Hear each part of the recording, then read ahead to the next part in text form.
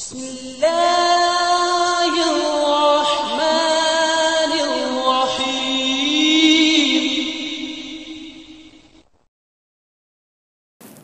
बिल्लाहि मिनश्शैतानिर्रजीम। बिस्मिल्लाहिर्रहमानिर्रहीम। या अय्युहल्लज़ीना आमनुत्तक़ुल्लाह वज़रू मा बक़िय मिनर्रिबा इन कुन्तुम मुअ्मिनीन फ़इन लम तफ़अलू फ़अज़नू बिहर्बिन मिनल्लाहि व रसूलिही। सदक़ल्लाहुल अज़ीम।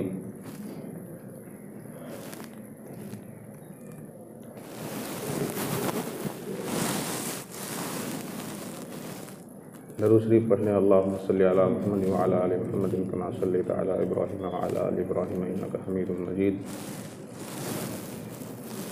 रब्बि इश्रह ली सदरी व यस्सिर ली अमरी वहलुल उक़दतम मिन लिसानी यफ़क़हू क़ौली।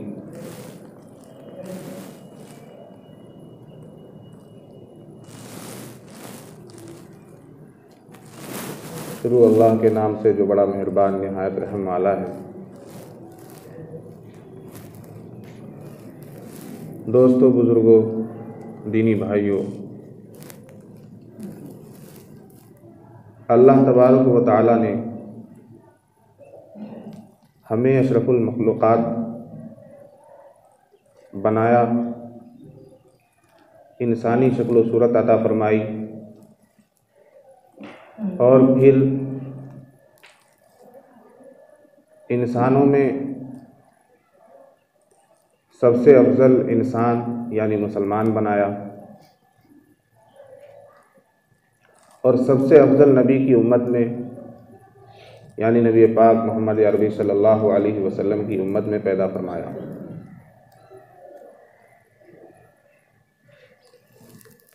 अल्लाह तबारक व तआला का ये हम पर बहुत बड़ा इनाम है, उसका एहसान है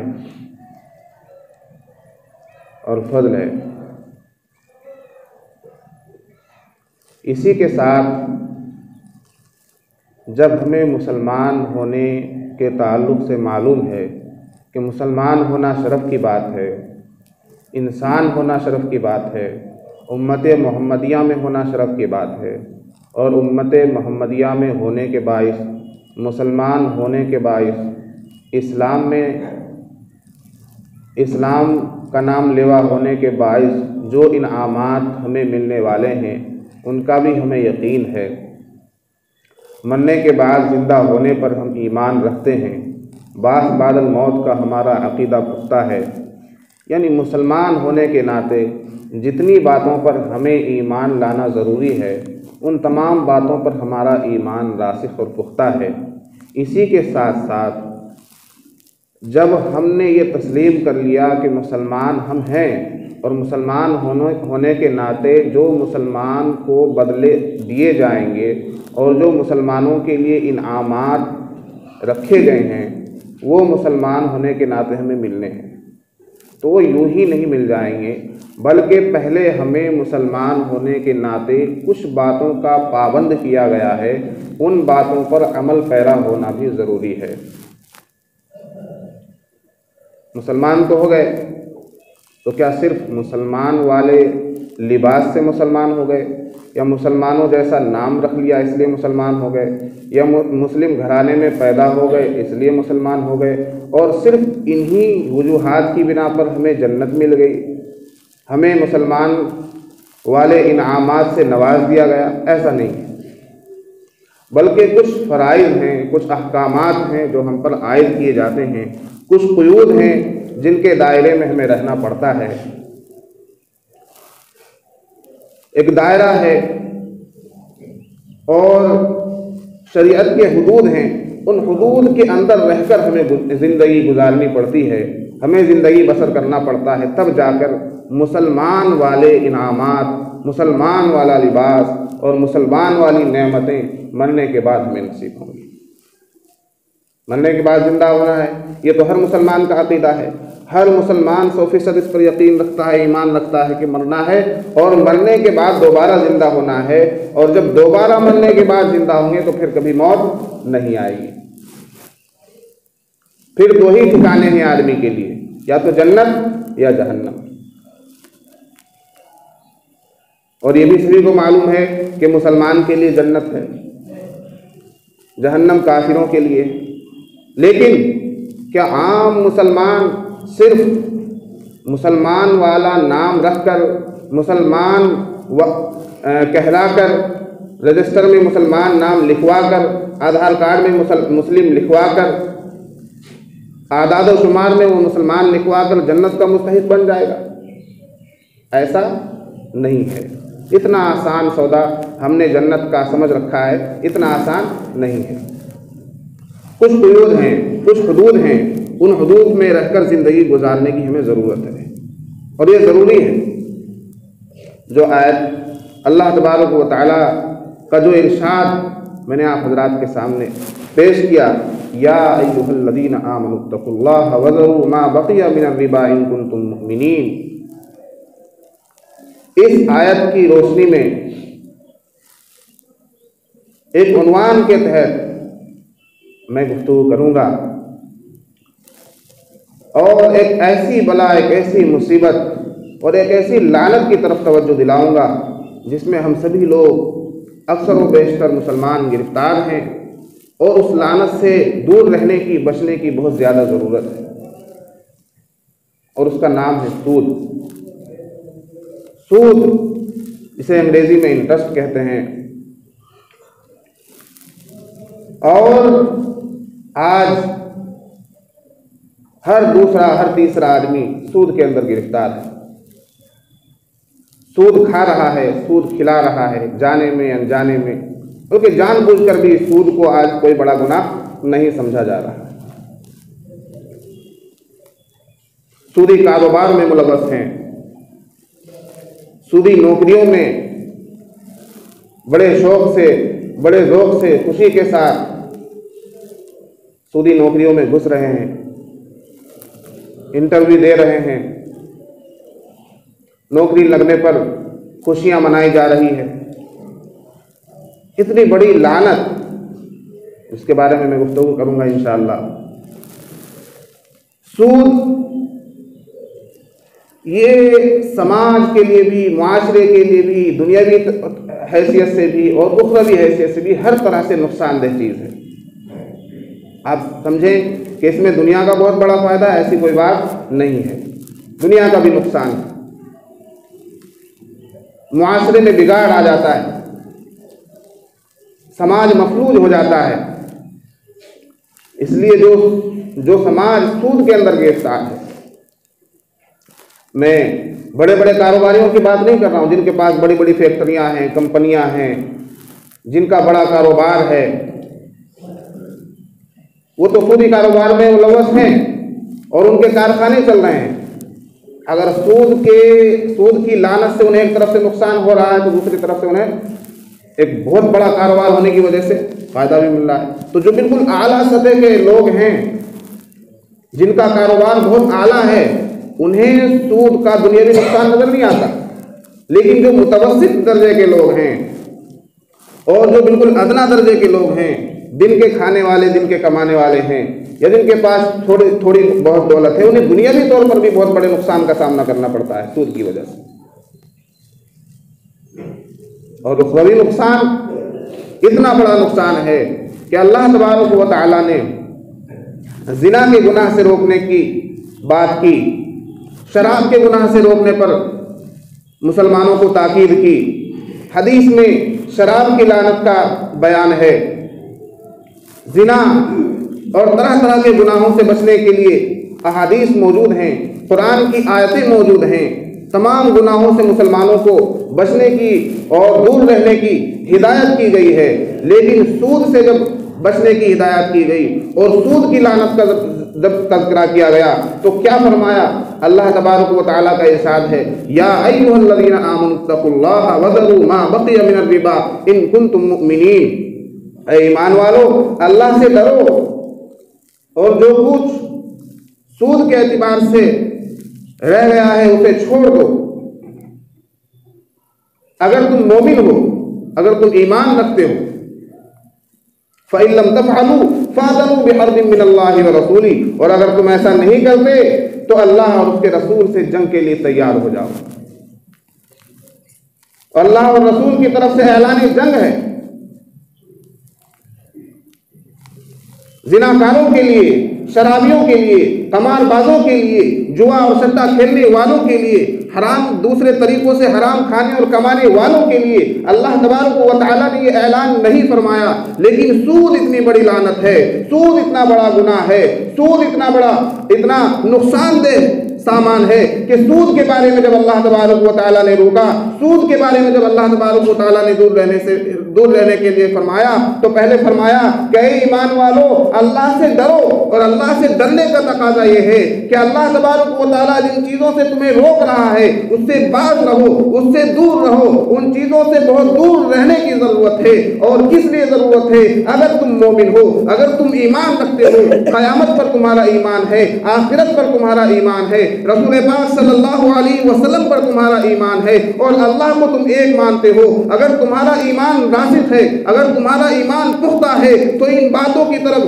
जिन बातों की तरफ अल्लाह तबारक व तआला इशारा फरमा रहा है और जिन चीज़ों से अल्लाह तबारक व तआला रुक जाने के लिए कह रहा है, उन चीज़ों से रुक जाने की ज़रूरत है, दूर रहने की ज़रूरत है, बच जाने की ज़रूरत है। अल्लाह तबारक व तआला ने फरमाया है कि सूद लानत की चीज़ है, सूद हराम है, तो इसको हराम समझो, इसको नाजायज़ समझो। और अगर तुम ईमान रखते हुए, मुसलमान अपने आप को बतलाते हुए, मुसलमान नाम लिखते हुए, मुसलमान कहलवाते हुए सूद से नहीं बचोगे, फ़इन लम तफ़अलू फ़अज़नू बिहर्बिन मिनल्लाहि व रसूली, तो अल्लाह और उसके रसूल की तरफ से तुम्हारे लिए ऐलान जंग है, जंग के लिए तैयार हो जाओ।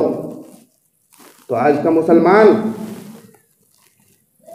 जो बात बात पर हुकूमत से डर जाता है, चंद पुलिस वालों से डर जाता है, आज का मुसलमान जो अमेरिका नहीं बल्कि अमेरिका के नाम से डर जाता है, जो हथियार नहीं हथियार के नाम से डर जाता है, आज का मुसलमान जो आदमी नहीं जानवर से डर जाता है और जानवर नहीं चींटी से डर जाता है, जो छोटे छोटे रेंगने वाले जानवरों से आज का मुसलमान डर रहा है, भला वो अल्लाह और रसूल से जंग के लिए तैयार हो सकता है? हरगिज़ नहीं।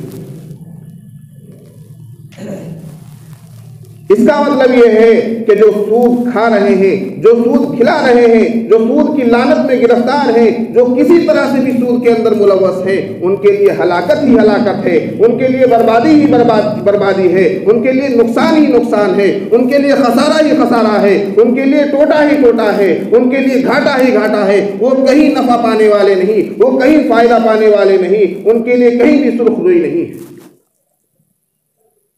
सूद इतनी बड़ी लानत है। आज हमारा मुआशरा सूद के अंदर ऐसे मुब्तला है, गोया सूद कोई गुनाह की चीज ही नहीं, सूद को गुनाह का सौदा समझा ही नहीं जा रहा है। अहल्लल्लाहुल बैअ व हर्रमर रिबा, अल्लाह तबारक व तआला ने बैअ को यानी खरीदो फरोख्त को, तिजारत को जायज़ रखा है, व हर्रमर रिबा, और सूद को हराम करार दे दिया। बिल्कुल सराहत के साथ, नस्से सरीह है,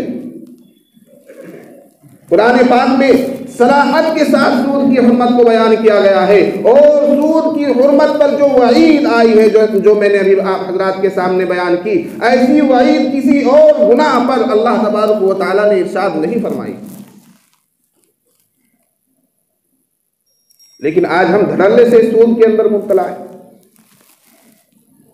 ये जो बैंकों की नौकरियां हैं, ये सूद की नौकरियां हैं। इन नौकरियों से बचने की जरूरत है। ये तमाम बैंक सूदी कारोबार में मुलव्वस हैं, इसलिए उलमा किराम ने, मुफ्तियान इज़ाम ने बैंक की नौकरी को भी जायज़ नहीं रखा।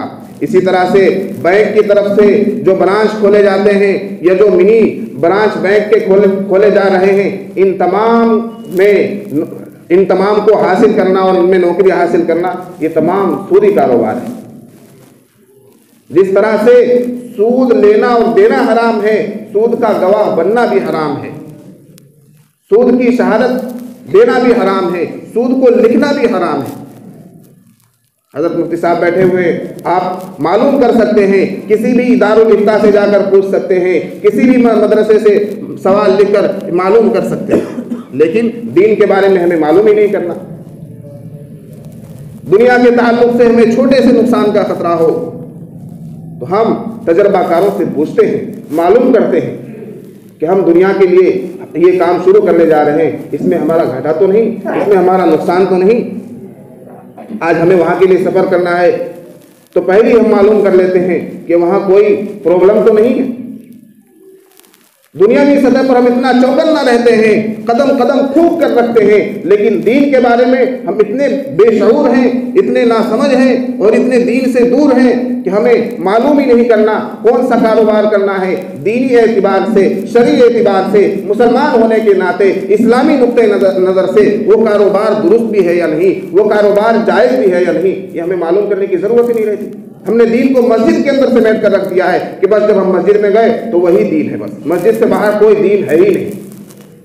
मस्जिद में गए तो बस जो नमाज पढ़ रहे हैं, जो इमाम साहब खुतबा दे रहे हैं, जो इमाम साहब समझा रहे हैं, जो इमाम साहब नमाज पढ़ा रहे हैं और हम उनके पीछे नमाज पढ़ रहे हैं, यही दीन है। मस्जिद से बाहर कोई दीन हम समझते ही नहीं। हालांकि हमारे मुसलमान होने का तकाजा ये है कि हम मस्जिद में हों तब भी हम मुसलमान हों, तब भी हम इस्लाम के पाबंद हों, हम मस्जिद से बाहर हों, सड़क पर हों तब भी हम इस्लाम के पाबंद हों, हम अपने घर पर हों तब भी हम इस्लाम के नाम लेवा हों, इस्लाम का शिआर हमारे लिबास से नजर आता हो, इस्लाम की पहचान हमारी शक्ल शबाह से दूर से चमकती हो, इस्लाम का निशान हमारे माथे पर नजर आता हो। हम घर पर हों तो हमारे अखलाक मुसलमान वाले हों, हम बाहर हों तो हमारे अखलाक मुसलमान वाले हों, हम तिजारत के अंदर हों तो हमारी सनात व हिफ़्ज़, हमारी तिजारत, हमारा मामला, हमारा लेन देन ये मुसलमान वाला हो, जायज़ हो, उसमें झूठ की आमेजिश ना हो, उसमें फराड की आमेजिश ना हो, उसमें सूद की आमेजिश ना हो, उसमें किसी तरह से धोखा ना दिया जा रहा हो, किसी को उसमें ललचाया ना जा रहा हो, किसी को दगा देकर, झूठ बोलकर और फराडबाजी करके अपना सामान बेचा ना जा रहा। इसलिए हम बाजार में हों या घर पर हों, मस्जिद में हों या दुकानों पर हों, सड़कों पर हों, किसी जगह भी हों, दुनिया के किसी खित्ते में भी चले जाएं, हमारा मुसलमान होना कायम रहना चाहिए, इस्लाम हमारे अंदर से झलकना चाहिए और इस्लाम की तकाज़ों पर हम अमल पैरा होने चाहिए जहाँ भी। इसलिए हर काम करने से पहले हमें देख लेना चाहिए, हमें समझ लेना चाहिए कि इस्लाम इस काम के बारे में क्या रहनुमाई कर रहा है, इस्लाम इस रास्ते में क्या रहनुमाई कर रहा है। हमें अगर नौकरी की ज़रूरत है, हम कहीं अप्लाई कर रहे हैं तो पहले मालूम कर लें कि ये कारोबार है, ये फैक्ट्री है, ये कंपनी है, इसमें जायज़ काम होता है या नहीं, इस्लामी नुक्ते नज़र से और शरीयत की नज़र में ये काम नाजायज़ तो नहीं है जो मैं करने के लिए जा रहा हूँ। शादी ब्याह की तकरीब हो, मौत हयात का मामला हो, जितनी भी चीज़ें, जो भी उमूर हमें पेश आ रहे हैं, उन तमाम उमूर में हमें पहले मालूम करने की ज़रूरत है, उलमाए किराम से रहनुमाई की ज़रूरत है कि जो काम मैं करने जा रहा हूँ, मौलाना साहब, मुफ्ती साहब, मदरसे के कारी साहब, मैं काम करने के लिए जा रहा हूँ, इस बारे में मेरी रहनुमाई कर दीजिए कि शरीयत के लिहाज से ये काम कैसे किया जाएगा। जो जायज़ उमूर हैं उनमें भी हमें रहनुमाई लेने की ज़रूरत है, लेकिन मालूम होते हुए भी आज हम ऐसी लानतों के अंदर गिरफ्तार हैं।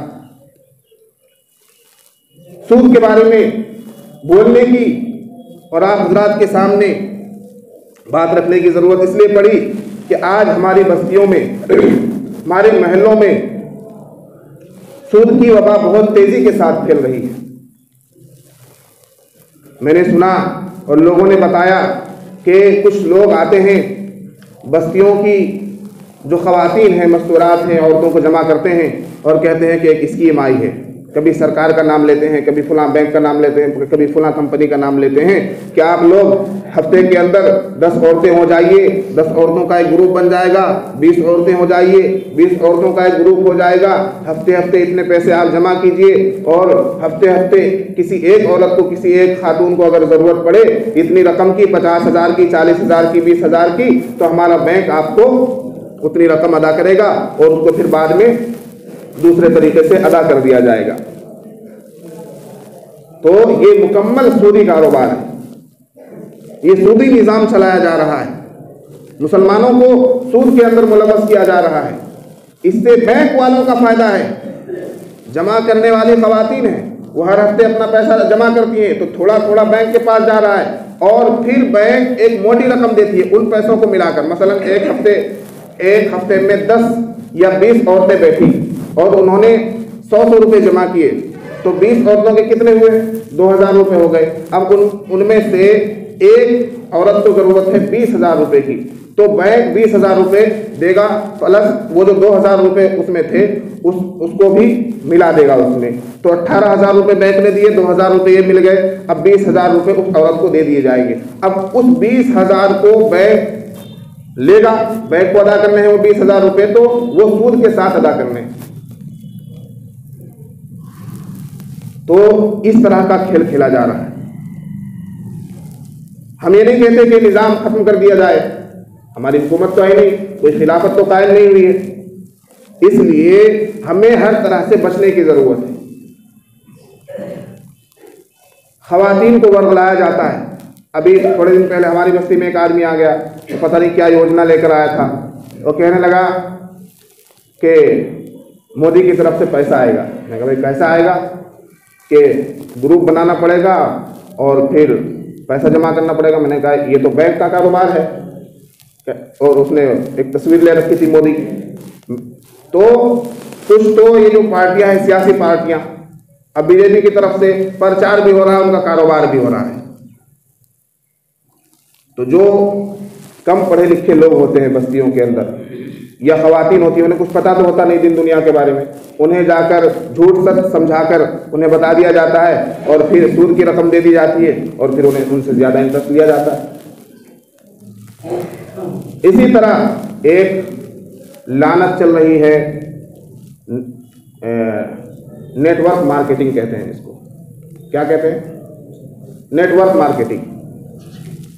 ये मैं करीबन 5 साल से सुन रहा हूँ, और मैंने कहा जितने भी लोग आते हैं, मेरे पास भी आए, जब मैं उत्तराखंड में था, एक नेटवर्क मार्केटिंग का प्रचारक आया मेरे पास, कहने लगा जी ये ऐसा कारोबार है, ये कंपनी है और फलां है। मैंने कहा भाई इसे सही तरीके से समझा दो, मेरी समझ में नहीं आ रहा है। कहने लगा जी ऐसा ऐसा है, लिख कर बता दिया, एक को जोड़िए इतना पैसा मिल जाएगा, 2 को जोड़िए इतना पैसा मिल जाएगा, 10 को जोड़िए इतना पैसा मिल जाएगा। मैंने कहा भाई मुझे समझ में नहीं आ रहा है, अगर कोई तुम्हारा सीनियर हो जो सही तरीके से समझा सकता हो तो उसे बुलाओ कि जी ठीक है फलां दिन हमारा जो है एक जलसा है, मीटिंग है रुड़की के अंदर, उसमें बड़े सीनियर आएंगे, उनसे आप समझ लीजिएगा। मैं उनके पास गया, मैंने कहा कुछ नहीं, ये टोटल फ्रॉड है और अपनी कंपनियों के प्रोडक्ट्स को, सामान को बेचने की एक अंदर खाने ऐसी स्कीम है कि कंपनी का फायदा होते रहे और लोगों का बेवकूफ़ बनता रहे। तो ये जो नेटवर्क मार्केटिंग की जो कंपनियां चल रही हैं, ये एक ही काम कर रही है, सिर्फ एक काम कर रही है, बेवकूफ़ बनाओ और पैसा कमाओ। क्या काम कर रही है? बेवकूफ़ बनाओ और पैसा कमाओ, और खुद भी बेवकूफ़ बनो, दूसरों को भी बेवकूफ़ बनाओ। इसमें भी सूद की आमेजिश है, मैं सूद पर बयान कर रहा हूं, तो इसमें भी सूद की आमेजिश है। आप कहेंगे कि जी नहीं, इसमें सूद कैसे हो गया? हमने जो मेहनत की है, हमने जो एक मेंबर बनाया है, उसका हमें पैसा मिल रहा है, ये इस्लाम में जायज़ है। मैंने कहा ठीक है, जिसको आपने मेंबर बनाया उसका पैसा आपको मिल गया, लेकिन उसने जिसको मेंबर बनाया उसका भी तो पैसा आपको मिल रहा है, वो तो सूद हो गया। तो ये जो मेंबर साजी की स्कीम चल रही है, नेटवर्क मार्केटिंग कह लीजिए, इसमें भी सूद की आमेजिश है। एक आदमी खुद बेवकूफ़ बन जाता है और फिर वो 10 लोगों को बेवकूफ़ बनाता है, और फायदा किसका होता है? कंपनी का होता है। वो आपको इस तरीके से समझाएंगे कि कंपनी से माल निकलता है तो फिर फलां शख्स के पास जाता है, फलां शख्स के पास से फलां कारोबारी के पास जाता है, फलां कारोबारी के पास से फलां मंडी में जाता है, और वहां से दुकान तक आते आते सामान की कीमत बढ़ जाती है। मैंने कहा अच्छा भाई, सामान की कीमत बढ़ जाती है तो यहाँ क्या हो रहा है? यहाँ कंपनी सीधा आपको सामान दे रही है, इसलिए इसमें सामान की कीमत कम है। मैंने कहा कहाँ कम है? यहाँ तो आपको जो है 10, 20, 50 मेंबरों को पैसा देना पड़ रहा है, यहाँ सामान की कीमत कहाँ कम हो गई? उसने उसको बेवकूफ़ बनाया, उसने बेवकूफ़ बनाया, और उसने चौथे को बेवकूफ़ बनाया। तो ये जो बीच के 4, 5, 10 बेवकूफ़ हैं, इन सभी को तो कंपनी पैसा दे रही है, तो सामान की कीमत कैसे कम हो गई? तो मेरे दोस्तों, कहने की, समझने की और समझाने की बात बस इतनी है कि जिस कारोबार में भी, जिस काम में भी, जिस मामले में भी, जिस लेन देन में भी, जिस तिजारत में भी सूद की आमेजिश है, इंटरेस्ट है, उसको छोड़ने की और उससे बहुत दूर रहने की जरूरत है। सूद एक बहुत बड़ी लानत की चीज है, और जो समाज भी, जो मुआशरा भी सूद के अंदर गिरफ्तार है, उसमें तरह तरह की बीमारियां और तरह तरह की लानतें और तरह तरह के नुकसानात उसमें हमने देखे हैं। इसलिए जो लोग सोचते हैं सूद लेकर कारोबार कर लो और बहुत अच्छा हो जाएगा। मैंने देखा है, दसियों लोगों को देखा है जिन्होंने सूद लेकर कारोबार शुरू किए, उनके कारोबार तबाह हो गए। वो रोटी के लाले पड़ गए उनको। इसलिए सूद से बचने की ज़रूरत है, बहुत ज़्यादा बचेंगे इंशाअल्लाह, क्योंकि अल्लाह तबारक व तआला का फरमान है कि सूद से बाज रहो, और अगर सूद से बाज नहीं रहते तो अल्लाह और उसके रसूल की तरफ से ऐलान जंग। क्या है ऐलान जंग?